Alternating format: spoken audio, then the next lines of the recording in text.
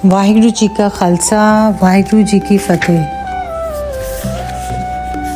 By the grace of Sant Maharaj Ji, today we are going to read from Ishwar Amolak Lal, page 260. The 70th chapter, title is Nirol रूहानियत। जिन जिज्ञासुओं को परमात्मा के मिलने का शौक है और वो जानना चाहते हैं कि कौन सा मज़हब सबसे अच्छा और आसान है, उनके लिए ज़रूरी है कि तन, स्त्री और औलाद की ख्वाहिश को कुदरत पर छोड़कर आरफ फ़कीरों की सोहबत करनी लाजमी है।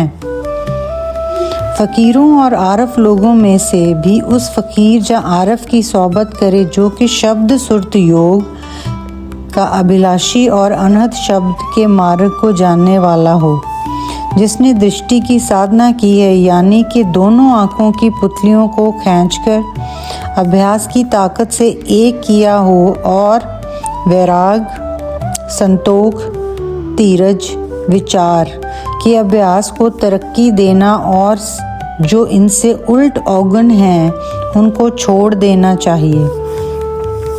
परम पद की प्राप्ति के 4 द्वारपाल हैं: सहम, सम, संतोख, विचार, सत्संग। इनकी साधना से ज्ञान प्राप्त होता है, यही पुरुषार्थ है। और विचार करके संसार भासता है और विचार करने से संसार लय हो जाता है, और जो मन का रचा हुआ है वही संसार है। मन के नाश हो जाने के साथ ही संसार का भी बिल्कुल नाश हो जाता है। पहले गुरु के स्थूल स्वरूप के साथ प्यार होना ज़रूरी है, जिससे दिल की सफाई होगी। बाद में गुरु के निर्गुण स्वरूप शब्द में प्यार हो और शब्द सुरत की कमाई करना। शब्द ही सब कुछ है, शब्द से बगैर कोई भी चीज़ नहीं है। सबका आद मद अंत शब्द ही है। इस वास्ते शब्द का अभ्यास करना ज़रूरी है। जैसे गुरबाणी, उत्पत परलो शब्दे होवे, शब्दे ही फिर ओपत होवे। गुरमुख वर्ते सब आपे सच्चा, गुरमुख उपाय समावणया। ऐसा फ़कीर जो कि शब्द सुरत के मार्ग को जानने वाला है, ऐसे फ़कीर की संगत से विकारों की अधीनता और मन का मल दोष दूर हो जाएगा और कुछ अंतरीव सुख प्राप्त होगा। लेकिन सुरत की चढ़ाई तो शब्द के अभ्यास करने से ही होगी। फिर तो चाहिए ऐसे फ़कीर की शरण में पहुंचकर उसके साथ प्यार पैदा करे और उनकी खिदमत सेवा में तत्पर और सावधान रहे। गुरबाणी, हो सावधान अपने गुर स्यों। तन मन और तन हर तरह से उनकी खिदमत करें और अपने ऊपर मेहरबान समझें। जैसा कि सबना ऊपर नदर प्रभ तेरी, किसे थोड़ी किसे है कनेरी। ऐसे फ़कीर का दर्शन दिल और आँखों से घंटा 2 घंटा बराबर करता रहे, यानी अपनी आँखों से उनकी आँखों में देखता रहे। अगर हो सके तो आँख ना झपके। इस तरह ज़्यादा से ज़्यादा हर रोज़ अभ्यास करता रहे। ऐसा करते करते एक दिन ऐसा आएगा जबकि मुर्शिद की दृष्टि तुम्हारे ऊपर पड़ेगी, उसी वक्त मन की सफाई हो जाएगी, यानी कि मल दोष निवृत्त हो जाएगा। इसी तरह से जब वो अपनी मर्जी से ऊपर की मंजिल का उपदेश करे तो तुम्हारी सुरत अपने आप ऊपर की मंजिल को प्राप्त होगी। आपको चाहिए कि इस अभ्यास को बिना नागा जैसा भी वक्त मिले करते रहो। उनकी मेहरबानी और तुम्हारी मेहनत से हर रोज़ तरक्की होगी। इस काम में जल्दी और बेचैनी नहीं करनी चाहिए, क्योंकि आहिस्ता किया हुआ काम फ़ायदेमंद रहेगा और जल्दी किया हुआ कायम नहीं रहेगा, क्योंकि वह शैतान की तरफ से है। जो गुरु कृपा से होगा वो कायम रहेगा। जैसे कि गुरबाणी का फरमान है, हर का बिलोवना बिलोवो मेरे भाई, सहज बिलोवो जैसे तत न जाए। बाहर की बात तो सब बता चुका हूँ, और जो अंतरीव सुरत का दर्जा बदर्जा चढ़ना जो कि फ़कीरों को प्राप्त है, उनको अब बयान करता हूँ। जिस वक़्त तुम्हारी सुरत मस्तक में आसमान को देखेगी, उस जगह आपको सहंसदल कवल नज़र पड़ेगा। जिस स्वरूप का भी आप ध्यान करते हो उसी के आपको दर्शन होंगे। बहुत से लोग उसी को कुछ मानकर वहीं रुक गए, जिस जगह का प्रकाश देखकर तृप्त हो गए। जिस वक्त आप चारे बाणियां द्वारा अभ्यास की मेहनत करोगे अतः आखिरी परा बाणी में जब आप श्वासों पर दबाव पाओगे तो आपके रोम रोम में परमेश्वर का भजन होने लगेगा। उसके आगे जब महात्मा सुरत को ऊपर चढ़ाने का उपदेश करेंगे, जैसे पहले तो 2 आँखों और नाक के बीच सुरत को टिकाना, वहाँ मेहनत करके ध्यान टिकाना, जैसे सफल मूरत परसों संतन की यह ध्यान ना करना, सफल मूरत परसों संतन की यह ध्यान ना तरना, पयो कृपाल ठाकुर को पर्यो साध की सरना। वहाँ साकार स्वरूप के प्रत्यक्ष दर्शन होंगे, परंतु रोशनी के बगैर दर्शन हो नहीं सकते। इससे सिद्ध हुआ कि रोशनी भी लाजमी प्रकट होगी। कई लोगों का ख्याल है कि ध्यान बुद्ध प्रस्ती है और ध्यान धरना मनमत है, परंतु 5वें पातशाह का फरमान है, गुर की मूरत मन में ध्यान, गुर के शब्द मंत्र मन मान। एक दृष्टांत से बात सिद्ध हो जाएगी। जैसे एक सवाल के निकालने के लिए फॉर्मूले की ज़रूरत हुआ करती है।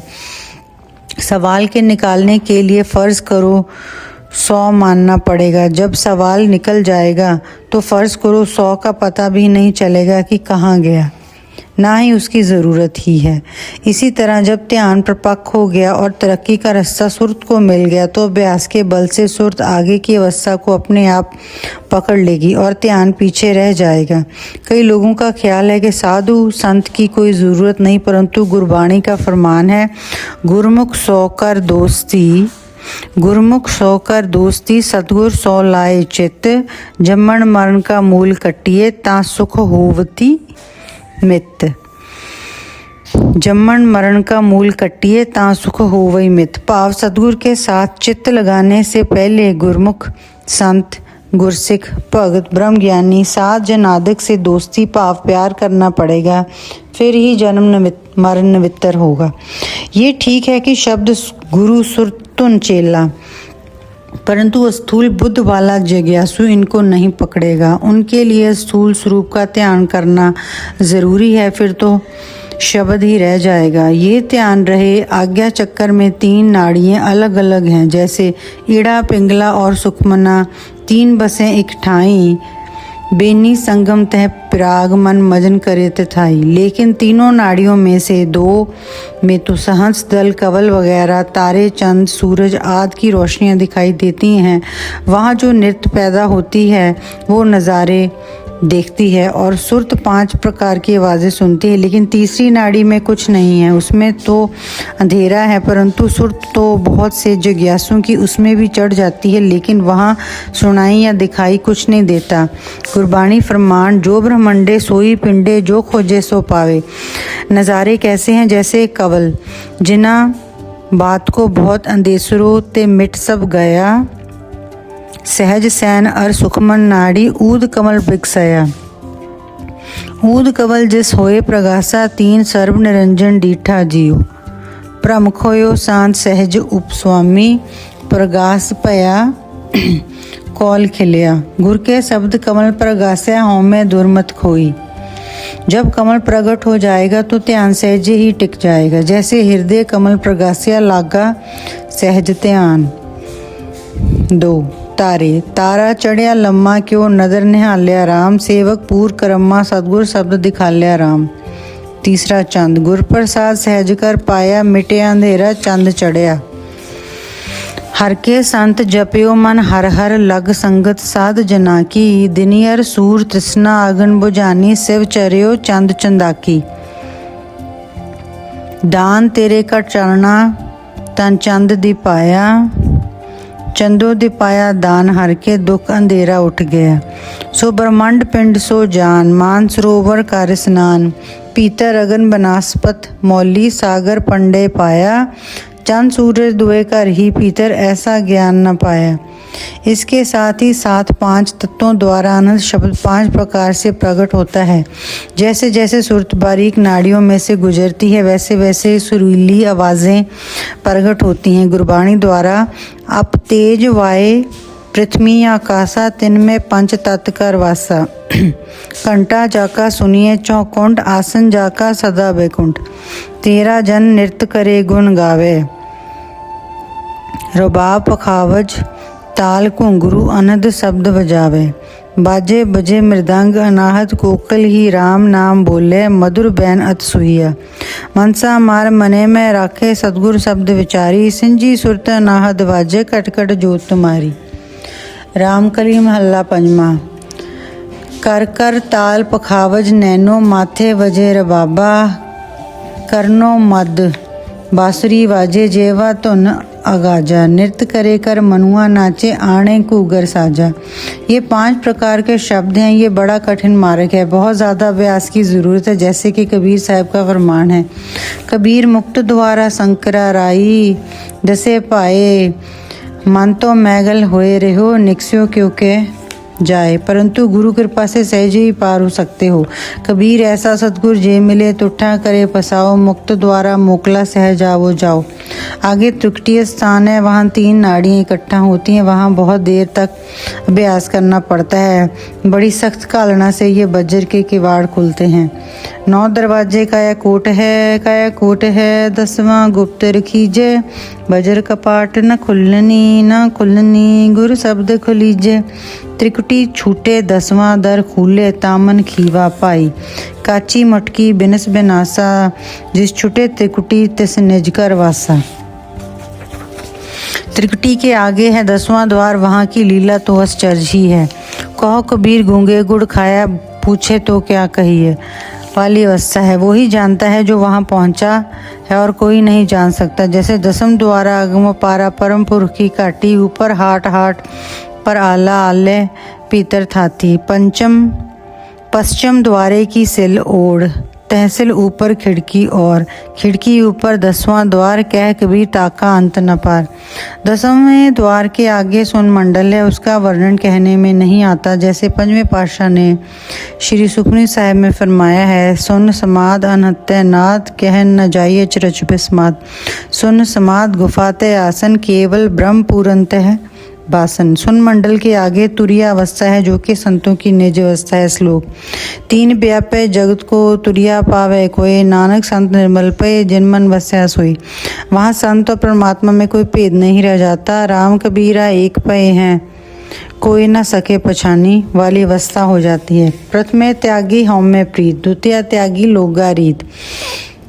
त्रैगुण त्याग दुर्जन मीत समाने। तुरिया गुण मिल साध पहचाने। आखिर में सचखंड है, वहाँ का निराला ही वातावरण है। श्री गुरु नानक देव जी ने अपने पवित्र बाणी श्री जपजी साहिब में उस अवस्था की कुछ लीला वर्णन की है। सचखंड वसे निरंकार कर कर वेखे नदर निहाल।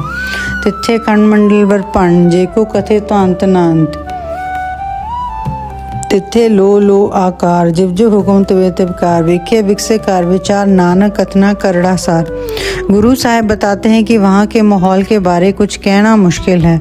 बेअंत पीर पैगंबर औलिए हाथ जोड़कर खड़े हैं और उस अविनाशी अगम अगोचर के हुक्म का इंतजार कर रहे हैं। जैसे कि जित दर लख मुहम्मदा लख ब्रह्मे बिसन महेश। लख लख राम वडीरिया लख चाही लख वेश। लख लख ओथे गोरखा लख लख नाथा नाथ। लख लख ओथे आसना गुर चेले रह रास। लख लख देवी देवते लख दानो लख निवास। लख पीर पैगंबर औलिए लख कामी मुल्ला शेख। किसकी सांत्वना आया बिन सतगुर के उपदेश। सादिक सिद्ध अगनत है कितने लख अपार। इतड़ियाँ पवित्र हैं बिन सतगुर के शब्द विचार। सिर नाता के एक नाथ सत नाम करतार। नानक ताकी कीमत न बवे बेअंत बेसुमार। ऐसी अजीब लीला वहाँ की पातशाह वर्णन करते हैं। अत ऊंचा ताका दरबारा अंत नहीं किछ पारा वारा। तुद्धते आयन वेद कतेबा सुन खड़े। गणती गणी न जाए तेरे दर पड़े। संत जो भी कहते हैं सब देखी हुई और तजर्बे शुदा बात करते हैं। ऐसी सुनी सुनाई बात नहीं फरमाते। उनका फरमान आखिरी और अटल होता है। संतन की सुन साची साखी सो बोले जो पेखे आखी। उसकी महिमा तो बेअंत ला इंतहा और बेशुमार है। वो ही असल में फ़कीरों का निज आस्थान है। उसके उसको पाकर सब संत चुप हो गए और मैं भी चुप हुआ हूँ। इतनी बड़ी गति फ़कीर की या संत की है। ये अवस्थाएं फ़कीरों और संतों की कृपा से ही प्राप्त होती हैं। इन बातों पर भरोसा भी वही करेंगे जो फ़कीरों और संतों पर यकीन रखते हैं, वरना वो यकीन ही नहीं करेंगे। उनके पास ये बयान भी नहीं करना चाहिए। सो इन बातों पर अमल करेगा वो भी जीवन मुक्त अवस्था को प्राप्त होगा, दूसरा नहीं। वाहिगुरु जी का खालसा, वाहिगुरु जी की फतेह।